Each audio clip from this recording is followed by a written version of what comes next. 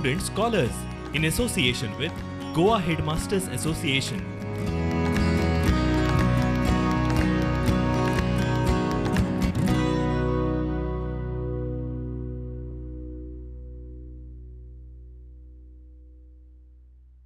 I hope you were clear with yesterday's class. If you're not, then I would recommend that you watch the previous video so that you get a better understanding of what we're going to learn today. Today we're going to study a little in depth about trigonometry with regards to specific angles. Okay, now you remember that yesterday when we were discussing, we spoke about the trigonometric function and the related angle to it, right? But what we would do is we would just write it as sine A or cos B, cot C, and so on. But that C was some angle. Were we giving the value for that angle? No. But in today's class, or rather in your 10th standard curriculum, you need to know certain values which are related to a trigonometric function and the specific angle. So here I have a table which is empty right now, but I want to fill in information in that. So we are going to deal with angles like 0 degrees, 30 degrees, 45 degrees, 60 degrees, and 90 degrees. So we are going to find out values, okay, for the trigonometric function of these angles only.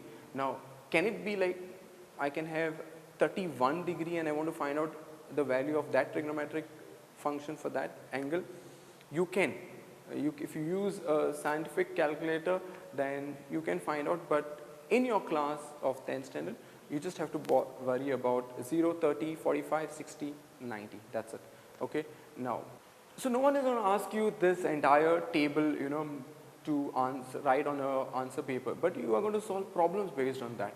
So we are going to spend a little bit of time in understanding how these values can be found out. First of all, you need to learn, to draw these two triangles. They're different. One is slightly smaller than the other. Okay. Then we are going to write 45 and 45 in both these places. Okay. Please learn how I'm, going about with that, because if you follow the same steps, you'll not make mistakes. So 45 and 45. Then what we are going to do is write 60 for the other triangle and base angle as 30. Wherever the angles are 45, exactly opposite to those angles, all we are going to do is write 1. Okay, and hypotenuse we are going to write 2. I hope this thing is clear. Two triangles, 45, 45, opposite to 45 is 1 and hypotenuse is 2. Same way for the other triangle, hypotenuse will write 2. The base angle was 30. So next to that, the side that is there will write 3 and the other side will write 1. Okay. I hope this is very clear. Once we are done with this, the bigger numbers, let's put a root sign. So in the first triangle, bigger number is 2, so I'll put a root sign for that. And in the second case, bigger number is 3, so I'll put a root sign for that as well. Okay. So two triangles, I hope you know how to write those values down. Then, this is our favorite table, what we have studied in the previous class. So here, sine is related to opposite and hypotenuse and so on, right? So if, say for example, I want to find out value of cos 30, because I've marked it in that orange color there. So cos 30. First of all, I need to know what does cos mean. So cos is adjacent upon hypotenuse. From where I'm looking at it, I'm looking from angle 30. So look at that triangle where 30 is marked. Okay. So cos 30 will be adjacent, that is root 3, and hypotenuse, which is 2. So my values 30, right? So marked over there, adjacent will be, and the value becomes root 3 upon 2. Do you think you have to literally study the table now?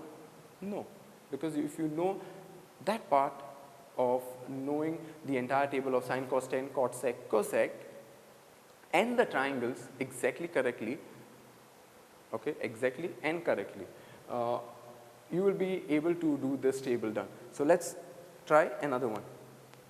So here we are finding cot 45.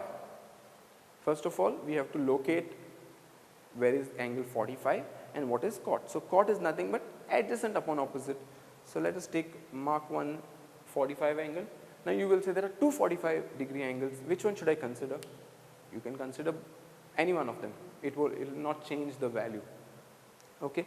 So cot 45 will be adjacent upon opposite. So from 45 when I look, adjacent is 1 and opposite is also 1. So 1 upon 1 will be 1. Okay, let's quickly try another one. Here I am finding sine 60. Locate where is angle 60 first, and sine is opposite upon hypotenuse. So from 60 when I look, opposite is root 3 and hypotenuse is 2. So this would become root 3 upon 2. Next, let us try as cosec 30. So first find out where is 30 degree. Cosec is hypotenuse upon opposite. So hypotenuse is 2, opposite is 1, so value will become 2.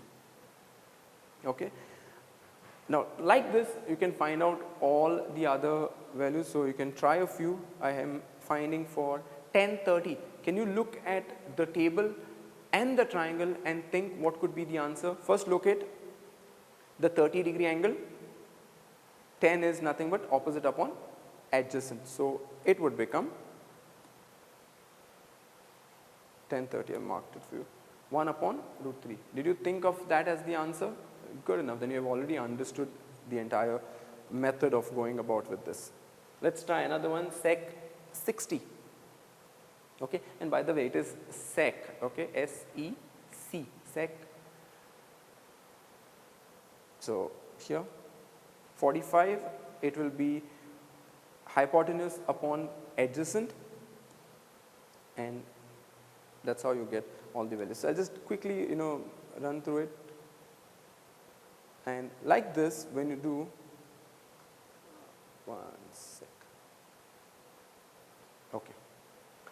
If you notice that, in the first table, you were able to get all the values.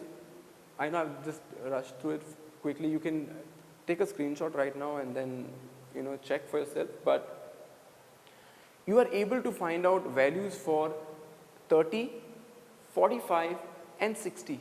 But 0 and 90 is difficult to calculate. So because of that, you will have to learn the next table, that is trigonometric table, only for learning 0 and 90. It's simple. All you have to do is write sine, cos, tan, cot, sec, cosec, and 0, 1, 1, 0, 0, ND, ND 0, and ND1, 1 ND. Now, what is this ND represents is nothing but not defined. That means if you were to plot it on a graph, I'm going to teach you a simple dance step right now. Okay, so sine would be something like this. Okay, cos will be something like this. Tan, cot, and it becomes, if you do it a little faster, then it will become like a dance step. So are you going to draw them? No, you are going to do them in your, if you are going to take math in your 11th standard, then you have these things to draw on the graph paper. But basically that is how it will go. This is what you have to remember. Now I said tan is like this. This means that it is not going to touch any of the axes anywhere, and it goes straight up to a point infinity that is not defined. So we don't know. That's the reason we say ND are not defined over there. Please know these things, and if you completely understand, then you will be able to solve the next problem that we are going to see right away. So what kind of questions are asked? Questions are something like this. Evaluate 5 sine square 30 minus cos square 45 plus tan square 60. It looks a little bit complicated, but trust me, I've taken the simplest problem first. Okay, all that we'll do is now we'll write brackets. Okay, so we have how many functions? 3, right? Sine is there, cos is there, tan is there. So 3 functions, so we'll write 3 brackets first. Okay, we'll write a little bigger bracket so it becomes easier to write the values. Then what we are going to look at is, they are separated by a sign, right? So sine square 30 is separated from cos square 45 with a negative sign. So let us put those signs over there.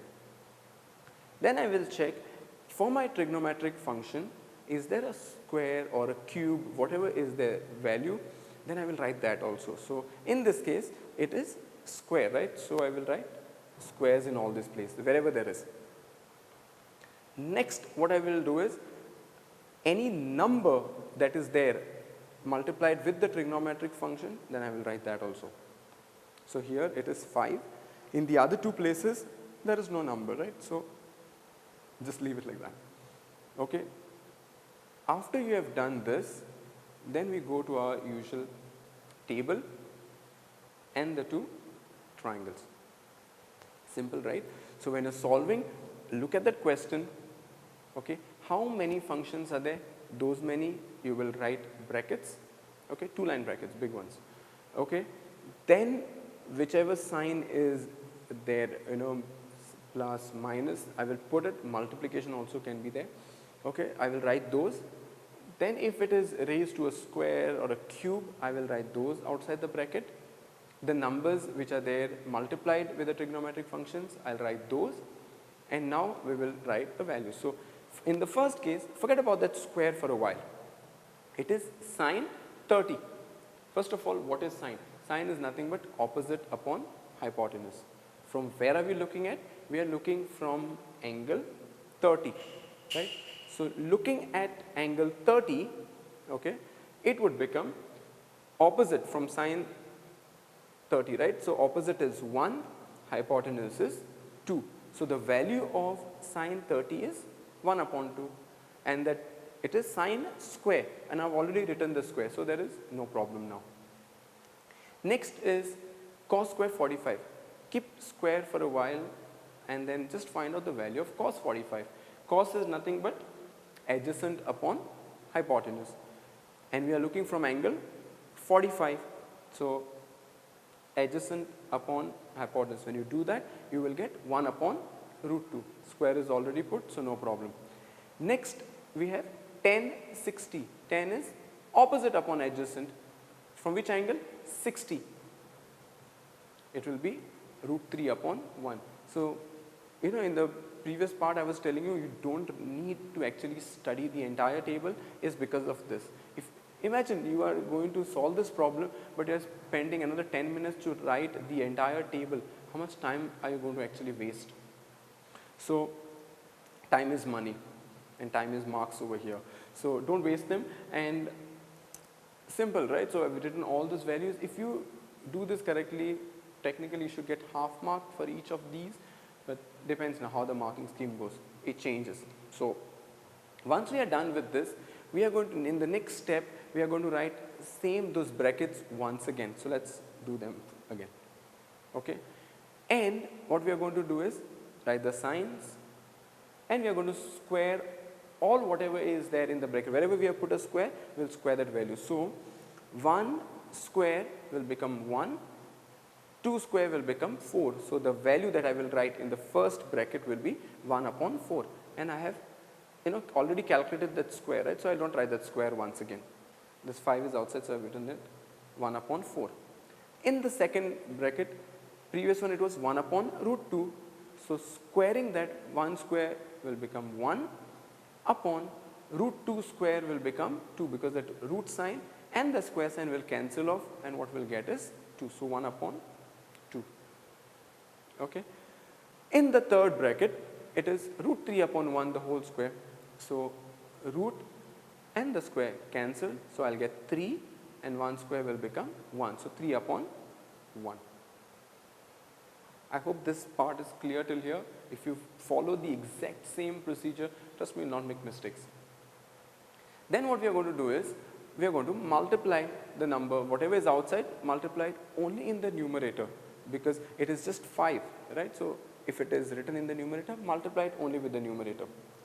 Okay, so it would become 5 multiplied by 1 will become 5 upon 4 minus, there's nothing to multiply in the second bracket, so 1 upon 2 written as it is, plus nothing to multiply in the third bracket as well, so 3 upon 1.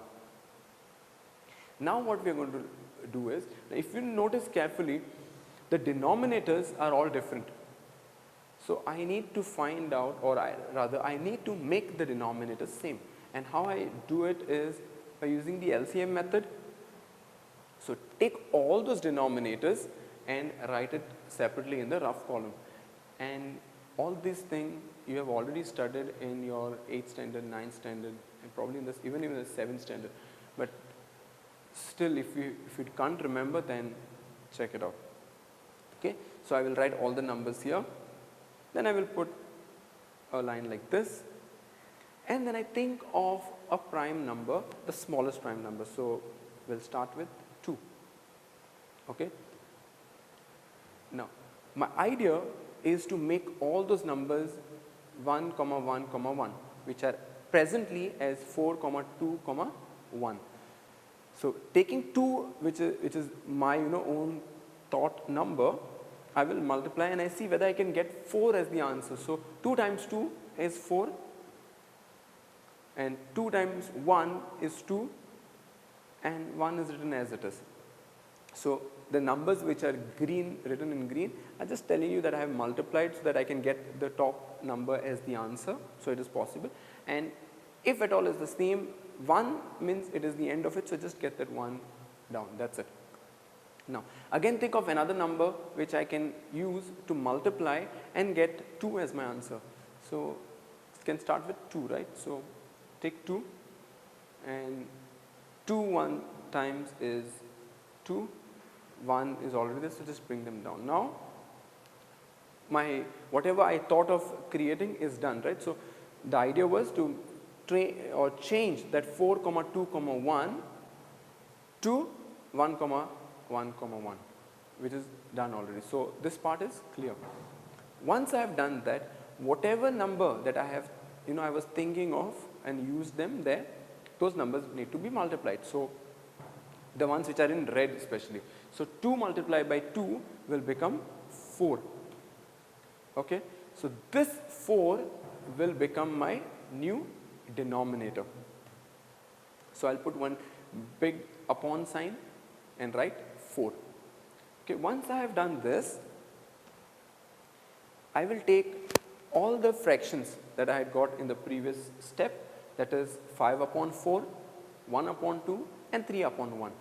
Okay, I will write them in the rough column and multiply that number that I had just got, right? So 4 with all these fractions. So let's multiply. Now if you look over here, that 4 and 4 will get cancelled. What I will get is 5 in the first case. I have 1 upon 2 multiplied by 4. So 2 ones are 2, 2 2 are 4. So the next number that I can get is then 2 multiplied by 1 will become 2.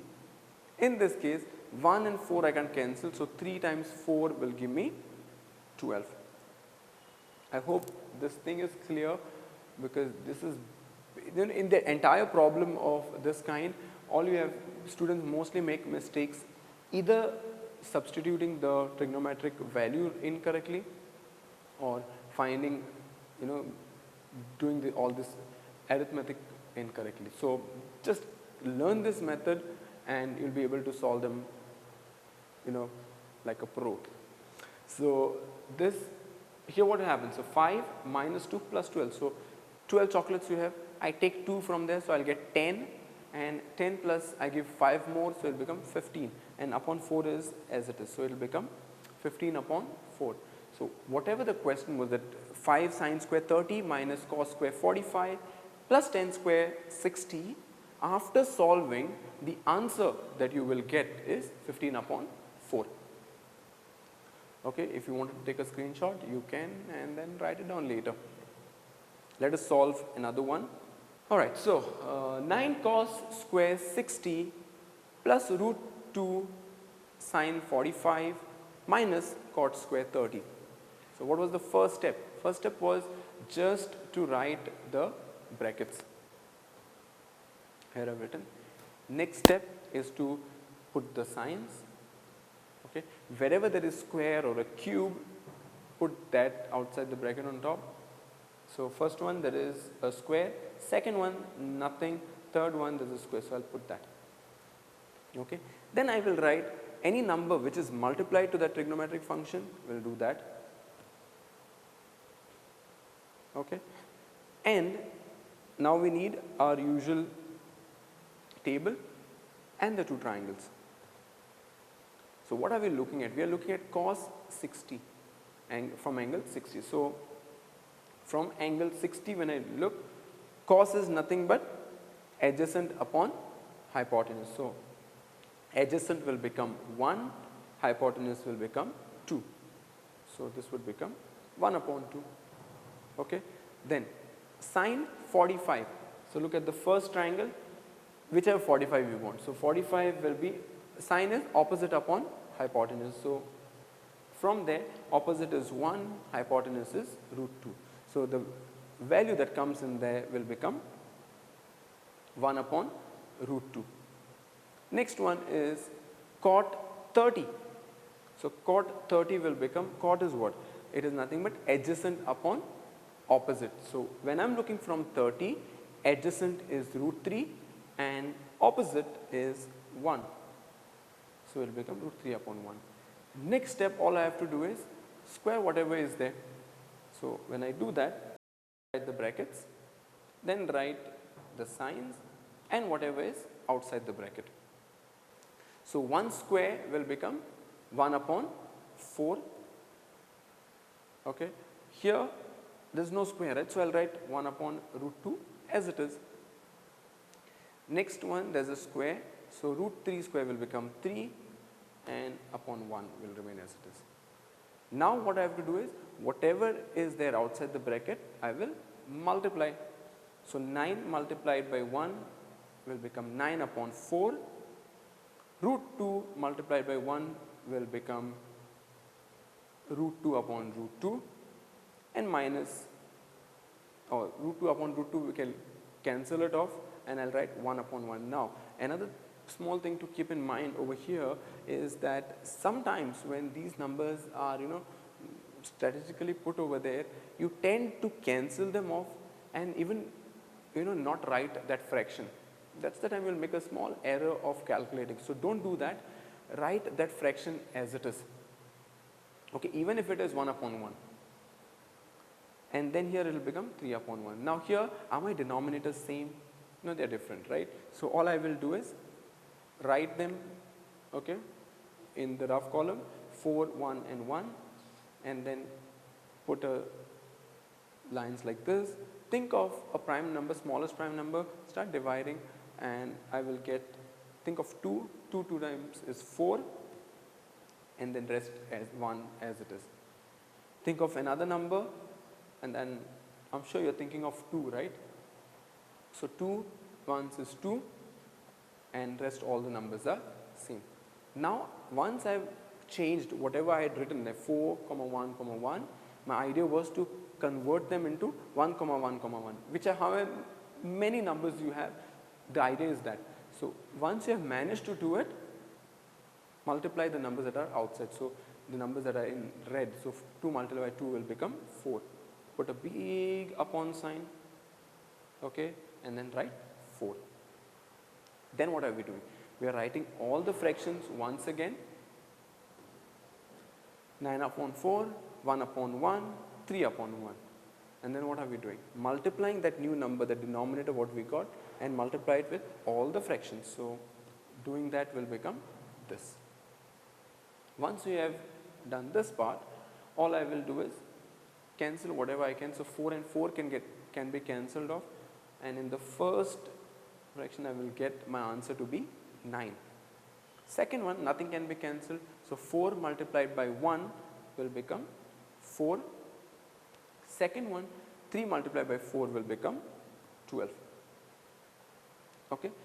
Now, once you are done with this, I have plus 9 minus 12, and so do all the 9 plus 4 will become 13, 13 minus 12 will become 1 upon 4. So when you solve that entire question, 9 cos square 60 plus root 2 sine 45 minus cot square 30, substitute all the values, calculate, your answer that comes is 1 upon 4. You can copy the question and practice it out, and just to check the answer you can take a screenshot. Okay. Next, let's go a little bit complicated one.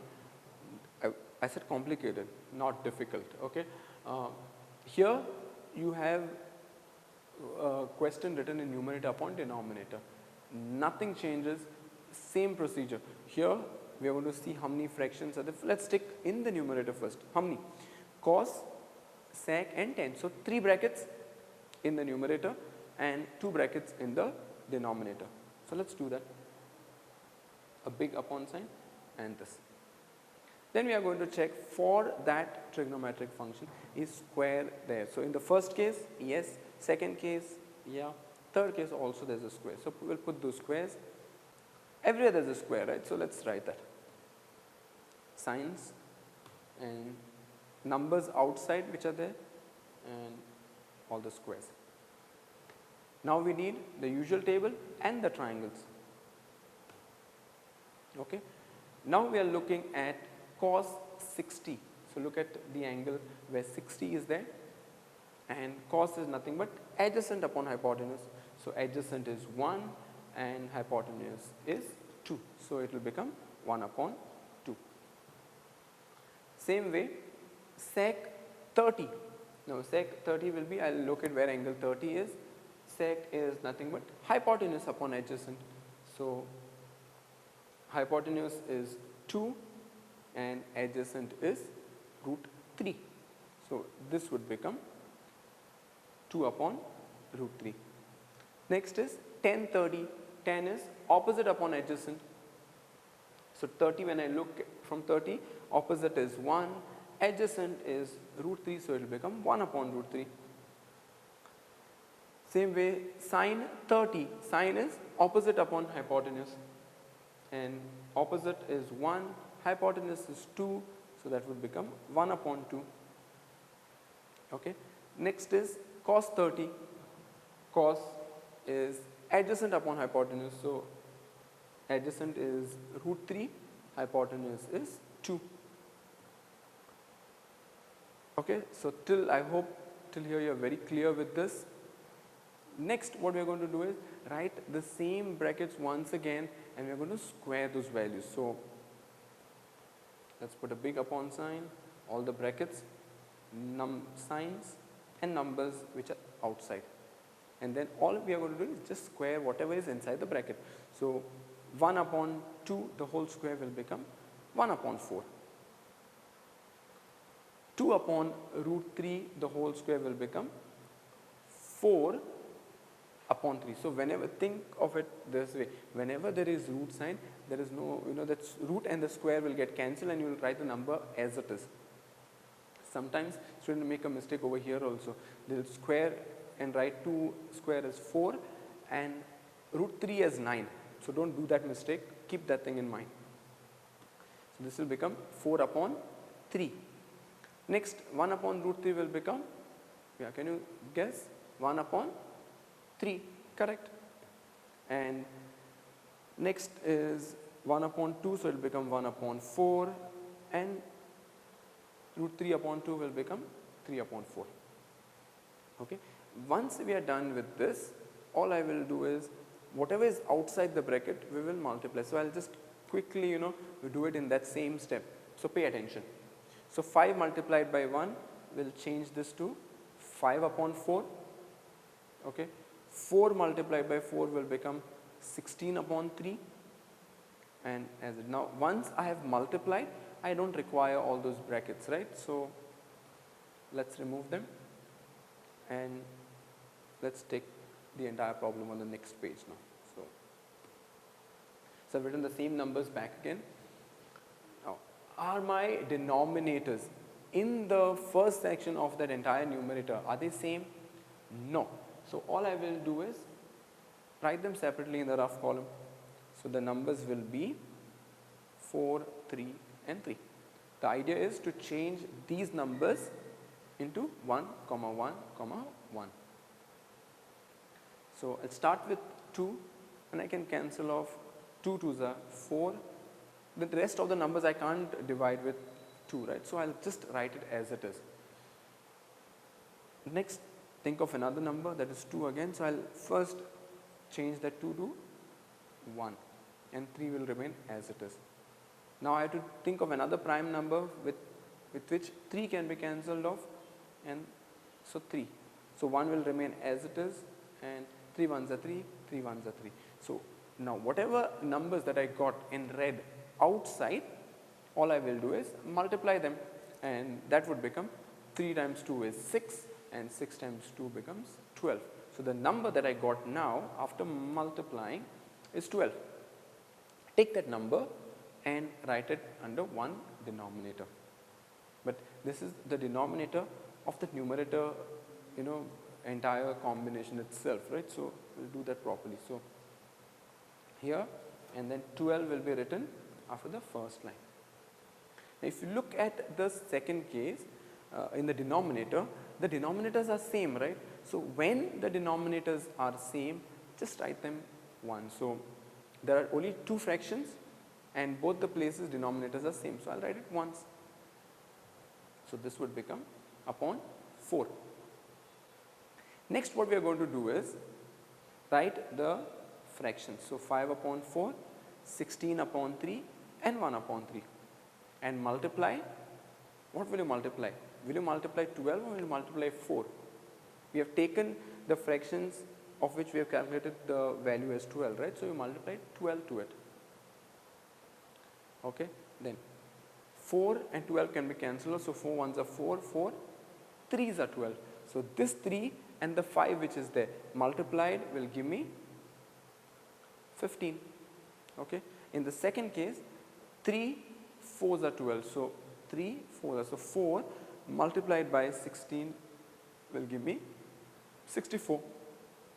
In same way, in the next case I can cancel off that 3 4s are 12 and 4 multiplied by 1 will give me 4. I hope this part is clear. Let us go to in the denominator now. When I have already written the denominator directly, because it is same, the numerators can be directly written. So 1 plus 3 and you are done with it.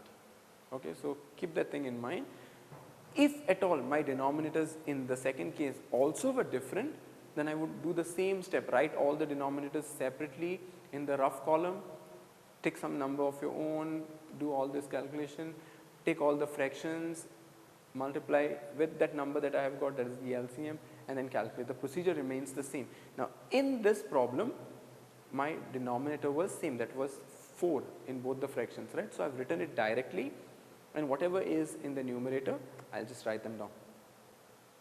So 1 plus 3, which would become, so calculating in that numerator, you get the answer to be 75 upon 12, and the second in the denominator itself, I'll get it 3 plus 1 is 4 and 4 upon 4. So that 4 upon 4 can be cancelled off, and once the denominator itself is not there, I will get something like this. I hope this part is clear, and the value will be 75 upon 12. Okay, so let us try solving another problem. Here we are told that it is not evaluate but prove. But what are we proving?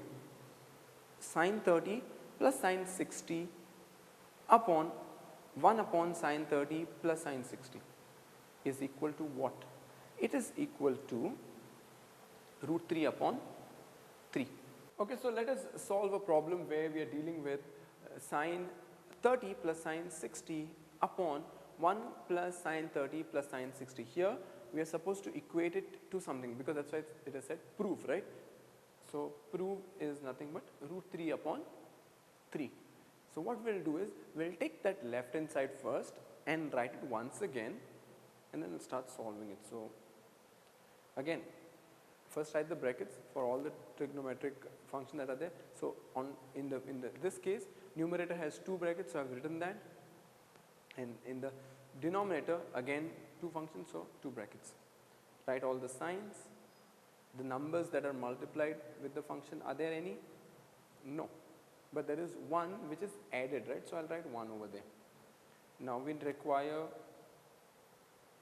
and you already know all this, right? So I will not take much time to telling you how the values work, because you already know how to calculate them. So sine 30 will become half, sine 60 will become root 3 upon 2, 1 will be written as it is, sine 30 is half, and sine 60 is root 3 upon 2. So once you are done with this, there is nothing to multiply, so I can remove all the brackets. Okay, and here my denominator in the first case are same, so I can write it directly once. So 2, and then I told you when the denominators are same, I can write the numerators directly. So this will be 1 plus root 3. Okay, in the denominator, now denominators are also same for 2 fractions, but the other one is just like that, right? So what I'm going to do is first write 2 in this case, and the answer will be 3. How is okay? That is because what I have done is look at only the first part, that is 1 plus, I'll tell you, okay, this. Now if you look at it as I have one number which doesn't have anything in the denominator, so we'll consider it has 1. Okay, and then we would calculate this as 1 plus 1 upon root 2. So where there is nothing, we write it upon 1. Okay, now I have 2 different denominators, so I will take them in the rough column, and it will be 1 upon 1 and 2. Take some number, divide it to make it 1 comma 1. So that's it, right? So 2. Once I do that, I will take both the fractions and multiply 2 to it. So 1 upon 1 multiplied by 2, 1 upon 2 multiplied by 2. So let's do that. And then I will get 2 multiplied by 1 is 2, and in the second case 2 and 2 will get cancelled. What I will get is 1. So I will get it as 3 upon 2. That is how I have written 3 in this step. So in this place over here, you get it as 3 is only because of this step. Okay, now a simple thing to remember, if you don't want to waste time and do all this calculation, then remember this as Langde ka Sahara. Okay, so what I mean by this is, now you see that 1 doesn't have a denominator, right? So all I will do is give it like a helping hand. So from here what I'm doing is taking this 2, multiplying over here as a support. So I know this doesn't make sense, but it will help you to remember. So 2 multiplied by 1 will be 2, and write the entire fraction as it is. So 2 multiplied by 1 will make it 2, plus 1 will be 3 upon 2. Okay, so that will be the answer over here. So instead of doing all these steps, I can directly understand from here it will become 3 upon 2. Okay, so just take the denominator, multiply over here, add it with this number, and write whatever is there in the denominator. So I have indirectly calculated the LCM, and everything is sorted over here. Okay, so based on that, I will get this as 3 upon 2. So imagine now 3 upon 2 plus root 3 upon 2, denominators are same, which I have written over here. So 3 plus root 3, that is how you get this answer. Okay, I hope this part is clear till here. And by the way, this is all what you have already learned in the past. Okay, this is not your 10th standard calculation that you are learning. So now here if you see that 2 which is there in the numerator section, okay, over there in the denominator, and the 2 which is there, both the yellow color ones, they are same, right? So I can cancel them off, and if I do that, this entire fraction will become 1 plus root 3 upon 3 plus root 3. So I'll write the entire thing back again over here. Now, but what were we asked to calculate? Something was given, right? Is equal to, you have to prove it. Is it this? No. Now in this case, we have to rationalize. What is the meaning of rationalize? Simple. Whatever is there in the denominator, multiply back again in the numerator and denominator. So this would become 3 root 3 upon 3 root 3. Now all that will change is, in the denominator, these two terms have a sign, right? So it is 3 plus root 3. Now when you are multiplying again, when you are rationalizing it, all you are doing is changing the sign. So 3 plus root 3 multiplying will become 3 minus root 3 upon 3 minus root 3. So the same things are written in the numerator and denominator, because I can just cancel them off and I will get to that same fraction once again, right? If I would just do it, multiply it in one place, then there's a problem. That's the reason we write it in the numerator and denominator. You have also learned how to rationalize in your previous classes. So this would become, now how did I get 9 minus 3? If you look at the denominator, it is nothing but a plus b, a minus b, right? Which is a square minus b square. So 3 square will become 9 and root 3 square will become 3. So that's how I get 9 minus 3. In the numerator, the entire thing needs to be multiplied. So 1 multiplied by 3 will become 3. 1 multiplied by root 3. So I'll just show you over here. So 1 multiplied by 3 will become 3. 1 multiplied by minus root 3 will become minus root 3. Plus, okay, root 3 multiplied by 3 will become 3 root 3, and root 3 multiplied by root 3 will become minus 3. Okay. Now if you notice, there is positive 3 and there is negative 3. So they will automatically, they are same, so they will cancel off, and what I will get over here is minus root 3 plus 3 root 3 upon 9 minus 3. So this would become, so again, minus root 3 which is there, so it's like, 3 chocolates minus 1 chocolate taken. So this would become 2 chocolates, okay, upon 9 minus 3. So 9 minus 3 will become 6, and dividing this 2 and this 6 will give me root 3 upon 3. So 2 ones are 2 threes are, so root 3 upon 3, and that is what we were asked to calculate. So I hope this part is clear, and if you have understood it completely, then you can try solving this problem. So what are we solving over here? What are we proving? Now both this side, the right hand side is also a kind of a trigonometric function with some values.